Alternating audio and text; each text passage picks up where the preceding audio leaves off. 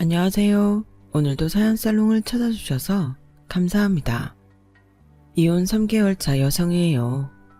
아무리 이혼이 흔한 세상이 됐다고는 하지만 그게 제 일이 될 줄은 몰랐어요. 힘든 고비만 잘 넘기면 될 줄 알았거든요. 하지만 내가 직접 그 상황에 처해보니 그게 말처럼 쉬운 게 아니라는 걸 알겠더라고요. 하긴 누군들 안 참고 안 버텨봤겠어요. 그렇게 해도 안 되니 결국 이혼까지 가게 된 거였겠죠. 이미 헤어진 마당에 공개적으로 시댁 흉을 떠벌리는 게 보기 안 좋은 일인 건 알지만 이혼한 지 석 달이 넘었음에도 여전히 저를 찾아와 화풀이를 하고 가시는 시아버지 때문에라도 참을 수가 없어서 이렇게 사연을 남깁니다. 저희 친정 부모님과 시부모님은 예전부터 아는 사이셨어요. 시아버지의 아버님이 저희 친가에서 일을 하셨거든요. 그래서 아빠와 시아버지는 어린 시절부터 함께 자라셨어요. 그러다 가정 형편 때문에 시아버지가 국민학교 졸업 후 학업을 중단하게 되었고 그걸 알게 된 저희 할아버지께서 중학교와 고등학교를 보내주셨어요. 사람이 배워야 미래도 있는 거라면서요. 그래서 2살 많은 시아버지와 저희 아빠는 중고등학교 동창이 되었어요. 어릴 땐 내가 형이라고 불렀는데 중고등학교를 같이 다니게 되면서 호칭이 좀 껄끄러워졌어. 나야 상관없는데 호칭 때문에 네 시아버지가 휴학한 사실이 알려지게 되니까 그래서 얕아트면서 그냥 친구로 지내게 됐지. 처음엔 좀 어색했지만 나중엔 오히려 그 편이 낫더라고. 네 시아버지도 그게 편하다고 그러고. 그러다 저희 아빠가 서울에 있는 대학에 진학을 하면서 두 분은 사이가 소원해지셨어요.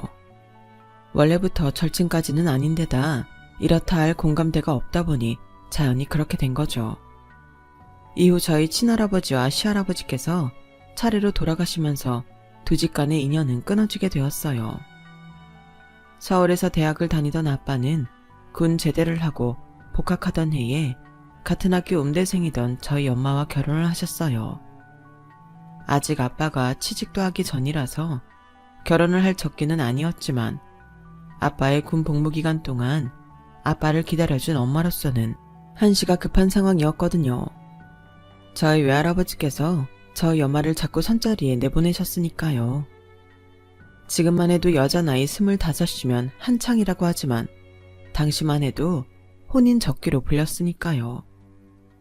결국 외할아버지의 닥달에 못 이겨 저희 부모님은 계획보다 일찍 결혼을 하게 되었어요. 그런데 어떻게 보면 결혼을 서두른 게 다행인지도 모르겠네요.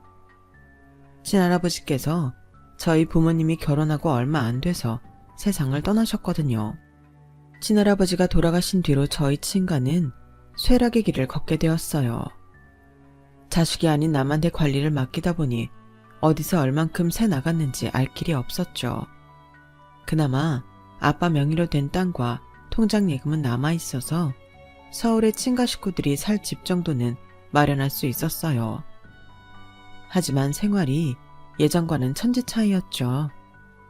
평생 아버지 돈으로 편히 살아왔던 아빠는 그때 처음 가장의 무게를 알게 되었다고 하더군요.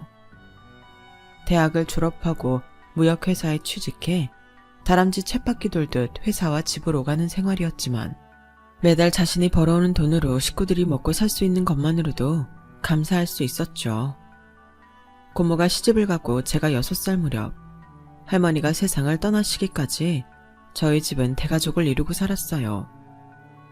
목돈이 필요할 때면 할머니는 시집 올 때부터 지니시던 폐물과 반지들을 팔아 아빠 몰래 저희 엄마한테 쥐어주셨어요. 그리고 돌아가시기 얼마 전에는 남은 보석과 금부치를 저희 엄마한테 주셨죠. 생활이 어려울 때 저희 아빠 몰래 하나씩 팔아 쓰라면서요. 저희 엄마는 그중 몇 개를 아직도 가지고 계세요. 그걸 보실 때마다 시어머니를 떠올리시곤 하죠. 곳간에서 인신 난다고 생활이 윤택해서 그랬는가 네 할머니는 한 번도 나한테 트집을 잡으시거나 혼수 문제로 괴롭히신 적이 없다. 오히려 내 친정이 어려울 때 아버님 몰래 돈도 해주시고 그랬지. 너도 나처럼 좋은 시어머니를 만나야 되는데. 엄마는 친할머니 제사를 지낼 때마다 이 얘기를 하셨어요. 고부간이 여느 친정엄마와 딸 사이처럼 돈독했던지라 저도 자라면서 고부간의 갈등에 대해서는 생각해 본 적이 없었어요. 그래서 더 시어머니가 버겁게 느껴졌었는지도 모르겠네요. 저희 아빠와 시아버지가 다시 만나게 된 건 제가 대학을 졸업하고 첫 직장에 입사했을 때였어요. 거기서 제 남편을 만나게 되었는데 연애 1년 차쯤 되던 무렵 길에서 저희 아빠와 마주치게 된 거예요. 그 바람에 남편이 저희 집에 인사를 오게 되었고 부모님 고향 얘기를 하면서 상황은 급변해 양가 아버님이 다시 만나게 된 거죠. 저희 집 사세가 많이 기운 것과 달리 남편네 집은 예전에 비해 살림이 많이 핀 상태였어요. 특히 아버님이 하시는 식당이 장사가 잘 돼서 직장 생활을 하시는 저희 아빠보다 벌이가 훨씬 좋으셨죠. 오랜만에 만난 주인집 아들이 자신보다 못한 처지란 걸 알게 된 아버님은 은근히 기뻐하셨어요. 반면에 저희 아빠는 좀 불편해 보이셨죠. 아버님은 예전에 저희 할아버지한테 은혜를 입은 얘기를 하시면서 고기며 과일 바구니를 들고 저희 집에 자주 왕래를 하셨고 휴가철에는 여행도 함께 가자고 하셨어요. 처음엔 이런저런 핑계를 대며 가족 여행에 빠지시던 아빠도 저와 남편의 혼사 얘기가 오가기 시작하면서는 저를 위해 참석하셨어요. 아빠의 이런 노력에도 불구하고 결혼을 서두를 수 없었던 데는 그럴 만한 이유가 있었어요. 당시 저희 부부가 다니던 회사는 사내 연애 금지였거든요. 결혼식이야 어떻게 한다고 해도 결혼식 이후에 둘 중 하나는 회사를 떠나야 했어요. 뭐? 나보고 이직을 하라고? 왜 내가 옮겨야 되는데 자기가 옮기면 되잖아. 은경아, 너도 생각을 해봐. 어차피 여자는 애 낳고 나면 회사 그만두게 될 확률이 높잖아. 하지만 남자는 달라. 한 직장에 진득하니 다니면서 라인 잘 잡아서 위로 올라갈 준비를 해두는 게 좋다고. 내가 직장 오래 다니면 결국 자기한테 좋은 거 아니야? 인정하고 싶지는 않았지만 남편 말이 틀린 건 아니었어요. 그래서 할 수 없이 제가 결혼을 앞두고 이직을 했어요. 결혼은 이직 후 새로운 회사에 적응을 한 뒤 하게 되었고요. 제가 이직까지 했음에도 불구하고 결혼식을 올리기까지 모든 게 순탄했던 건 아니에요. 저희 시아버지가 저희 아빠 속을 꽤나 긁으셨거든요. 재홍아, 네 딸내미 혼수 걱정은 말아라. 내가 니네 집 사정 누구보다 잘 아는데 설마 혼수 적다고 타박을 하겠냐? 그러니까 형만 믿고 후딱 시골리자. 남들은 아들내미를 있는 집에 장가보내 한미천을 잡을 생각을 한다지만 난 그런 속물 아니다. 돈이라면 나도 차고 넘치게 있어. 예전에 먹을 것도 없어서 지질이 궁상이던 천태섭이가 아니다 이 말이야. 재홍이 넌 부모 잘 만나서 배고픔도 모르고 살았겠지만 난 아니잖냐. 내가 배고픔을 겪어본 사람이기 때문에 지금의 이 부를 누리게 된 거라 이 말이야. 재홍이 네가 나만큼만 세상을 알았어도 그 많던 네 아버지 재산 그렇게 뺏기지는 않았을 거다. 대학만 나오면 뭐하냐. 세상 돌아가는 이치도 모르는데 내가 너였다면 한 푼도 안 잃고 그 재산 다 지켰을 거다. 듣기 좋은 꽃노래도 한두 번이야. 너 잘난 거 알겠으니까 내 아버지 재산 얘기는 그만해. 어쭈? 이 녀석이 형님한테 너가 뭐야? 네가 아직도 만석부자 아들인 줄 아냐? 호작 월급쟁이 주제에 자존심 있어가지고. 야마, 세월이 변했으면 너도 변화에 적응해야지. 언제까지 도련님 대접받고 살 생각이야? 한 번씩 시아버지가 저희 아빠 속을 긁을 때마다 두 분은 어린 애들처럼 싸움을 하셨고 그로 인해 제 결혼은 미뤄지게 일쑤였어요.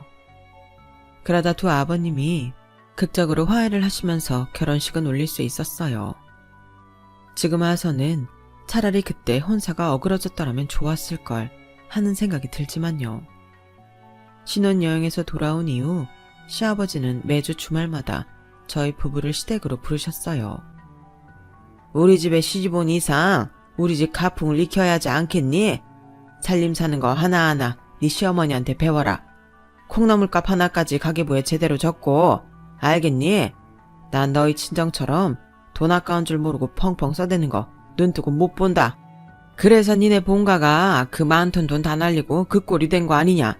버는 것도 중요하지만 어떻게 간수하느냐가 더 중요한 거야. 아버지, 그만 좀 하세요. 이 사람 사치 같은 거 안 부려요. 보세요. 남들 다 가지고 있는 명품백 하나 없잖아요. 얼마나 꼼꼼하고 착실한지 결혼 자금도 그동안 회사 생활하면서 모은 돈으로 해결했다고요. 요즘 세상에 이런 여자 없어요. 어머머, 얘 좀 봐.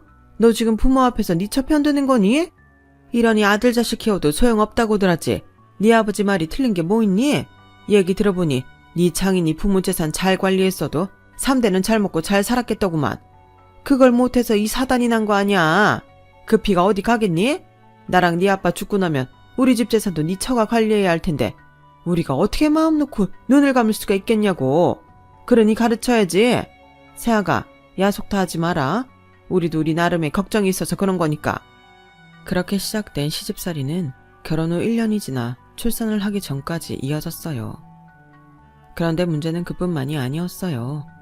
제가 임신을 해서 임신 8개월 이후부터는 출산휴가를 내게 되었는데 남편이 한걱정을 하더라고요. 큰일이다. 너 휴가 기간 동안 월급도 제대로 안 나올 텐데. 뭐가 걱정이야. 내 월급이 좀 줄긴 하지만 그렇다고 우리가 생활비 감당 못할 정도는 아닌데 정 부족하면 당신이 생활비 좀 더 내면 되잖아. 저희는 결혼할 때부터 각자 월급은 각자 관리하고 생활비만 똑같이 분담해 내고 있었어요. 월급에서 생활비를 제한 돈은 각자 저축을 하든 적금을 들든 알아서 관리하고 있었고요. 임신 때문에 제가 휴가를 받게 되면 월급이 줄긴 해도 남편이 버는 월급이 있으니까 돈 걱정을 할 상황은 아니었던 거죠. 그런데 제가 모르는 뒷거래가 있었더라고요. 뭐? 그럼 지금까지 매달 본가에 100만 원씩 드리고 있었단 얘기야? 나한테 말 한마디 없이? 그럼 어떡해. 내가 당신보다 100만 원 정도 더 버니까 그 돈은 본가로 보내라고 하시는데 나도 돈 보내기 싫었지만 안 그러면 아버지가 당신한테 싫은 소리 하실 텐데 그걸 어떻게 보고 있어? 그깟 돈 주고 말지. 그럼 당신은 그동안 모은 돈도 없겠네? 이렇게 중요한 얘기를 이제서야 하면 어떡해. 아버님도 그렇지. 내 월급이 적으면 도와주시지는 못할 망정 자기 아들이 더 버는 만큼 가져가신다는 게 말이 되냐고. 난 이 일 그냥 못 넘어가. 저는 만삭의 배를 이끌고 시댁으로 향했어요. 그리곤 아버님과 단판을 지었죠. 아버님은 당신만의 계산법으로 매달 남편이 저보다 더 버는 만큼은 당신이 챙겨가야겠다고 끝까지 우기셨고 저는 태어날 아이를 생각해서라도 그건 안 된다고 못 박았어요. 아버님이 전 그 돈을 받으셔야겠다면 저 애 안 낳을 거예요. 애 키울 돈도 없는데 무슨 애를 낳아요? 저 당장이라도 병원 가서 애 지우겠습니다. 이런 너 지금 그걸 말이라고 하는 게냐? 그깟 돈 100만 원 때문에 애를 지운다니 그게 부모로서 할 말이냐? 제가 이런 모진 말을 하게 만든 건 아버님이세요. 세상에 어떤 부모가 이런 식으로 아들 내외한테 돈을 뺏어가요? 이이가 돈을 더 벌면 그게 제 손으로 들어오는 돈인가요? 다 저희 가족이 쓰는 돈이잖아요. 태어날 아기가 쓰게 될 돈 아니냐고요. 근데 그걸 아버님이 가져가시겠다니 저도 어쩔 수 없는 거죠.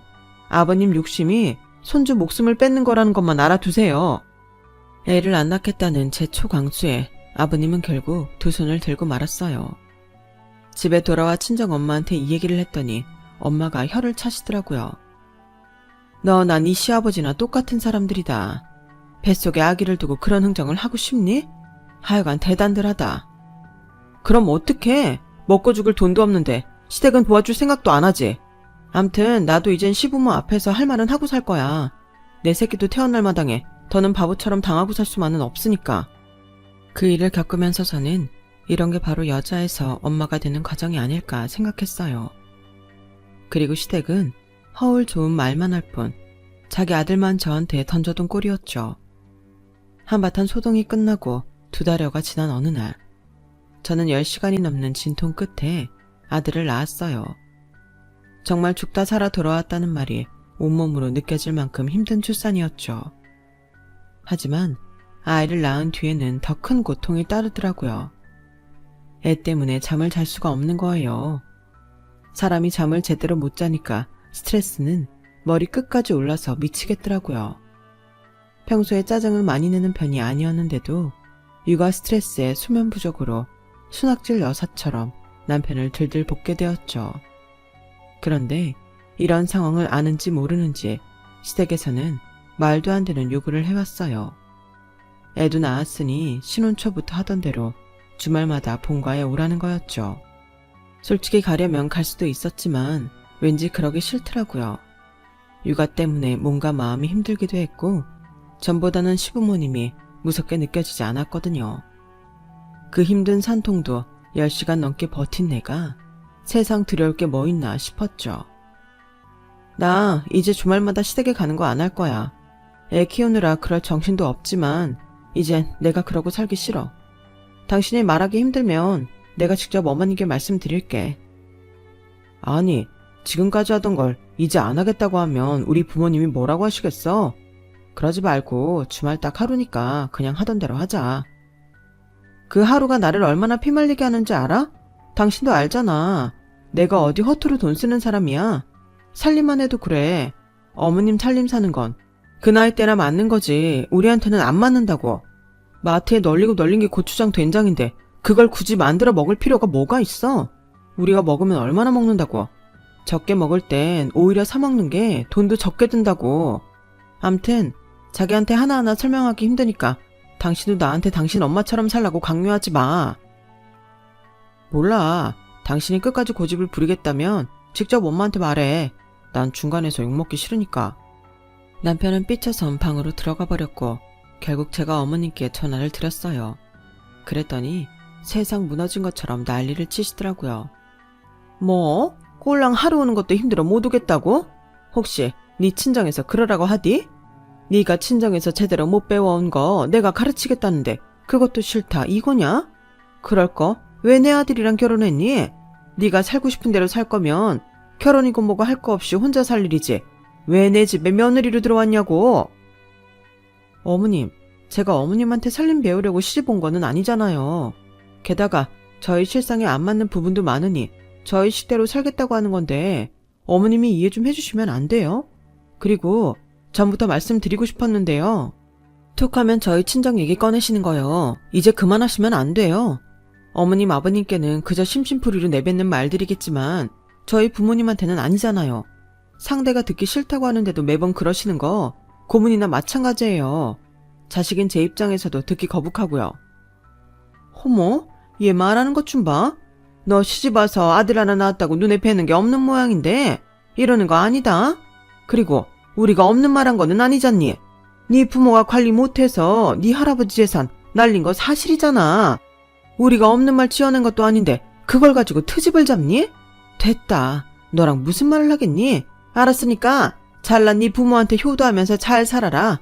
대신 우리 죽을 때 유산 받을 생각은 하지도 말어. 그놈의 유산을 얼마나 남겨주시려고 이러나 모르겠지만 생각 같아선 100원짜리 동전 하나 받고 싶지 않았어요. 차라리 내 손으로 벌어서 당당하고 떳떳하게 쓰고 사는 게 훨씬 마음 편하니까요. 그런데 남편 생각은 저와 달랐던 모양이에요. 유산을 안 주겠다는 어머님 말씀에 잔뜩 쫄아서는 그날로 본가로 달려갔지 뭐예요. 가서 뭘 얼마나 하고 왔는지 모르겠지만 얼마 뒤 시어머님이 김치를 들고 저희 집에 찾아오셨더라고요.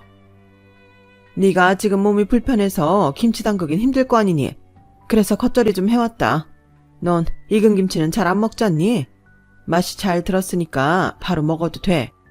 시어머니는 마치 아무 일도 없었던 것처럼 제게 잘해주셨어요. 그게 내심 마음에 걸리긴 했지만 연세 드신 어머님이 먼저 숙이고 들어오시는데 제가 따지고 드는 건 괜한 분란만 일으키는 일인 것 같아서 저도 어머님께 고분고분하게 굴었어요. 얼마 뒤 출산휴가를 마치고 저는 회사에 복귀하게 되었어요. 아이는 친정 엄마가 봐주시기로 해서 출퇴근 때 친정에 들리곤 했죠. 그러던 어느 날이었어요. 퇴근 후 친정에 가보니 거실에 고가의 양주 선물 세트가 있더라고요. 저희 아빠는 술도 안 드시는데 웬 건가 싶어 물어봤죠. 곧 있으면 네 시아버지 생신이잖니. 네 시아버지랑 2살 차이 나니까 올해 환갑 맞을 거다. 그래서 아까 백화점에 가서 하나 샀어. 환갑? 그럼 나는 뭘 해드려야 하나? 자식이라곤 우리 거의 하나뿐인데 그럼 우리가 환갑잔치를 해드려야 되는 거야? 아, 나 복직한 지 얼마 안 돼서 돈도 없는데 그냥 용돈을 조금 더 얹어드리면 안 될까? 얘는 한 번뿐인 환갑인데 어떻게 그래? 정 돈이 부족하면 우리가 보태줄게. 괜히 시댁에 책 잡히지 말고 남들 하는 만큼은 해. 안 그래도 툭하면 돈돈거리면서 우리 집 무시하는데 그런 것까지 한 소리 들어야겠니? 엄마는 그간 저희 시부모님한테 들은 말들이 뼈에 사무쳤는지 돈 걱정은 말라시며 뭐가 됐든 제대로 해주라고 하셨어요. 그날 밤 집에 돌아간 저는 남편과 상의를 했어요. 아버님 환갑 잔치를 어떻게 해야 하나 하고 말이죠. 그랬더니 남편이 대뜸 그러는 거예요. 자기야, 잔치보다는 여행이 어떨까? 우리 부모님이 아직 해외여행을 못 해보셨거든. 그리고 자기도 알다시피 우리 아빠가 남한테 베푸는 건 좀 싫어하시잖아. 환갑잔치 하자고 그러면 괜히 음식 차려놓고 남들 배불 일이 있냐고 한 소리 하실걸? 하긴 아버님 성격이면 그러시고도 남지. 그럼 여행지는 어디로 해? 요즘은 스위스나 북유럽 쪽으로도 많이 간다는데 비행시간이 길어서 거긴 좀 그러려나? 가까운 일본이나 동남아로 가면 돈도 적게 들고 좋긴 하지만 아버님이 그러자고 하시겠어? 매번 당신이 입고 쓰는 건 최고급으로 해달라고 하시는데. 그게 문제는 문제네. 그나저나 당신 돈은 좀 있어? 당연히 없지. 우리 엄마가 보태주신다고 했으니까 일단 빌려 쓰고 나중에 갚아야지 뭐. 우리 둘이 아무리 머리를 싸매도 아버님 마음에 안 들면 아무 소용없는 거라서 일단 시댁에 찾아가 환갑잔치에 대한 아버님 의견을 여쭤봤어요. 그랬더니 남편 말대로 환갑잔치는 하기 싫다고 하시더군요. 그래서 대안으로 해외여행을 말씀드렸더니 기다렸다는 듯이 가고 싶은 곳을 말씀하시더라고요. 예전에 TV에서 꽃탈배들이 대만 여행 간 걸 보니까 거기 풍경이 그렇게 좋더구나. 무슨 협곡이랬던가?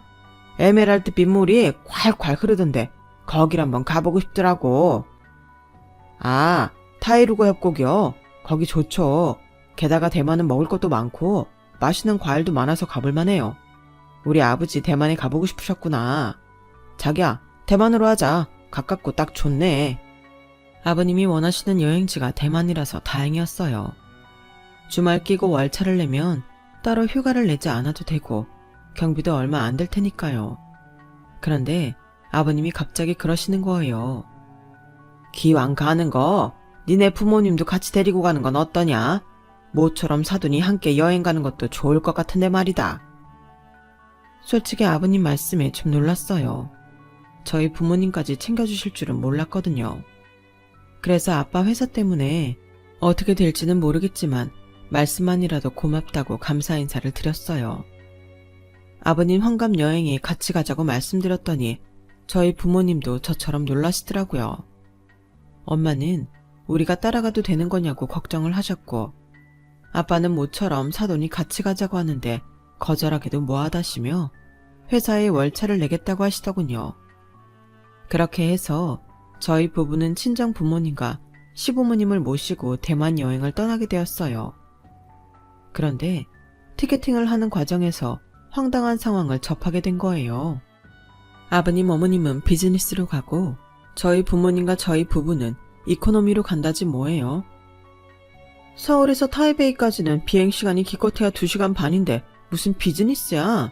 아니, 그리고 이런 경우가 어딨어. 비즈니스로 할 거면 우리 부모님도 같은 걸로 해야지. 왜 자기 부모님만 비즈니스야? 이번 여행 경비 중 반은 우리 부모님이 내신 거 몰라? 나도 그러려고 했지. 근데 아버지가 돈 많이 나간다고 그렇게 하라시는 걸 어떡해. 암튼 장인 장모님한테는 비밀로 해. 괜히 아시면 기분 상하실 테니까.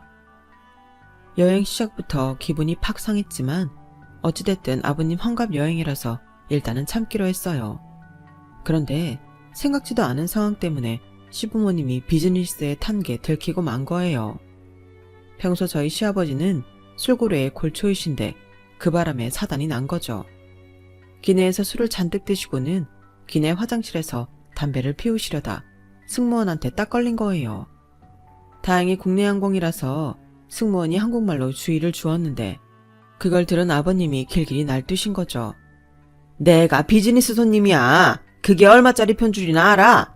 그 비싼 돈을 받아먹고는 술도 개미 오줌만큼 주더니 이젠 담배도 못 피게 하느냐고. 내가 자리에 앉아서 피겠다는 것도 아니고 화장실에서 살짝 한 대만 피우고 나오겠다는데 그게 뭐가 잘못이야? 이코노미석까지 아버님 목소리가 쩌렁쩌렁 울리는 바람에 저희 부모님은 모든 상황을 알아채게 되었어요. 보다 못한 남편이 달려가 아버님을 달랬지만 아버님은 더 화를 내시며 난동을 부리셨죠. 이러다가 공항에 착륙하는 순간 공항 경찰한테 끌려가는 게 아닌가 걱정하던 순간 저희 아빠가 자리에서 일어나 아버님한테 가셨어요. 그리곤 아버님 귀에 뭐라고 한마디 하시자 아버님이 순한 양처럼 고개를 떨구곤 조용히 자리로 가시더군요. 덕분에 최악의 상황은 면했지만 객석에서 사람들이 욕하는 소리는 고스란히 제 귀에 들려왔어요. 아빠가 자리로 돌아오시자 엄마가 무슨 얘기를 했냐고 물었더니 아빠가 빙그레 웃으시면서 그러시더라고요. 내가 무역회사에 다니느라 해외 출장을 많이 다녀봐서 아는데 이런 경우 항공권 가격의 100배를 벌금으로 내게 된다고 했더니 입을 다물더구만. 하여간 저 녀석한테는 돈 깨진다는 말이 세상에서 제일 무서운 소리라니까. 아빠의 거짓말 덕분에 시아버지는 무사히 타이베이 공항에 내릴 수 있었어요.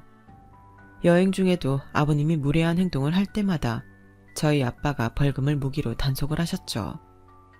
그렇게 말도 많고 탈도 많았던 아버님 환갑 여행이 끝나고 드디어 한국 땅을 밟게 되었어요. 저는 공항에 내리는 그 순간 결심을 했어요. 다시는 아버님을 모시고 해외로 나가지 않겠다고 말이죠. 어글리 코리안의 정석을 보여주신 아버님과는 100억을 준대도 절대로 함께 여행하기 싫더라고요. 남편도 자기 아버지가 창피했는지 여행에서 돌아온 뒤 그러더라고요. 여보, 장인어른 환갑 때는 여행 말고 다른 걸로 해드리자. 여행 간다고 하면 아버지가 따라오신다고 할 거 아니야. 아, 난 이번 같은 경험은 다시는 하고 싶지 않아. 누군 가고 싶겠어? 나도 싫으네요. 결국 아버님 때문에 이후로 그 누구도 가족여행의 기억자도 꺼내는 사람이 없었어요. 환갑여행 이후 아버님은 저희 아빠 앞에서 전보다 온순해지셨어요. 아무래도 여행 중에 자신이 벌인 일이 창피하긴 하셨던 모양이에요. 뭐 어찌됐건 간에 양가 부모님 사이가 전보다 유해졌으니 저로서는 이보다 좋을 수가 없었죠. 비록 여행 경비도 깨지고 기내에서부터 쪽이란 쪽은 다 팔리긴 했지만요. 그렇게 시간은 흘러 저희 애가 2돌을 앞둔 어느 날이었어요. 남편이 평소 잘 안 하던 술을 마시고 왔더라고요. 평일이라서 다음날 출근도 해야 하는 사람이 말이에요. 그래서 부랴부랴 술 깨는 약도 먹이고 옷도 갈아입혀서 재웠는데 다음날 일어날 생각을 안 하는 거예요. 자기야 일어나. 나도 엄마한테 애 데려다주고 출근해야 한단 말이야. 나 출근 안 해도 돼. 그러니까 더 자게 내버려둬.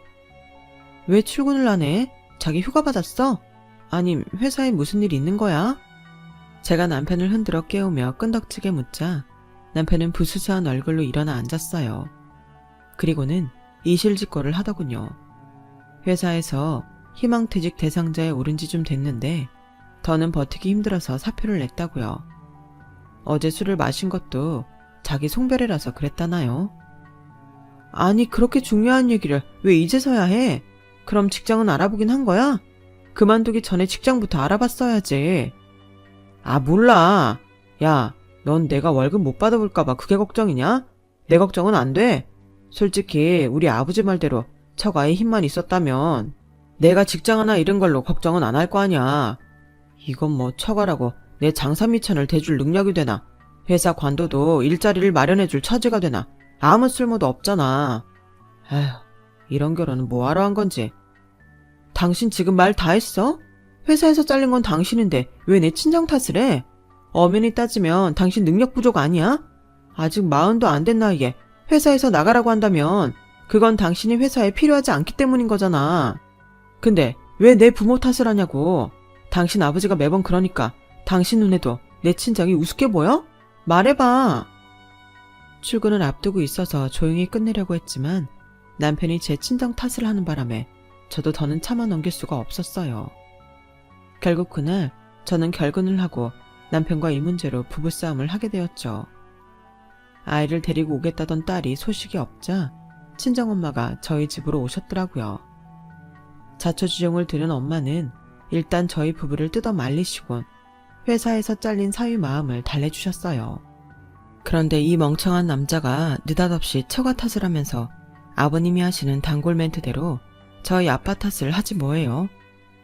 솔직히 이럴 때 처가덕 바라는 거 당연한 거 아닙니까? 저만 이런 마음 가는 거 아니잖아요.